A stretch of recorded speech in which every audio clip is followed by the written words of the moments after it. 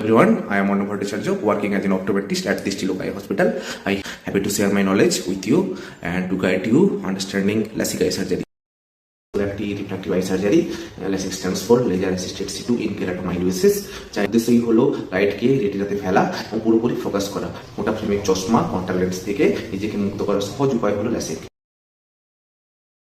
LASIK এর দ্বারা সব রকম রিফ্র্যাক্টিভ এরর যেমন মায়োপিয়া, হাইপারমেট্রোপিয়া, অ্যাস্টিগম্যাটিজম সব থেকে মুক্ত হওয়া সম্ভব। 10 থেকে 15 মিনিট প্রয়োজন এক একটি চোখের জন্য।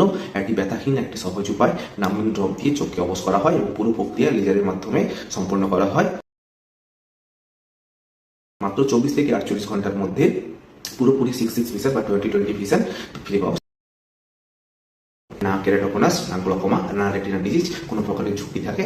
হ্যাঁ, যদি কোনো বাচ্চাকে আপনি ব্রেস্ট ফিডিং করান তাহলে তার 2 সপ্তাহের জন্য বন্ধ রাখতে হবে। 18 বছর ও তার উপরে বয়সীরা এটি করাতে পারেন, যেন 1 বছর ধরে স্টেবল রিফ্র্যাক্টিভ পাওয়ার থাকে। Quick and safe procedure, no stitches, no bandage. 24 থেকে 48 ঘন্টার মধ্যে আপনি পুরোপুরি ভিশন ফিরে পাবেন and long lasting result achieve 6/6 বা 20/20 ইয়ার। চোখে শুধুমাত্র লুব্রিকেটিং ও অ্যান্টিবায়োটিক ড্রপ।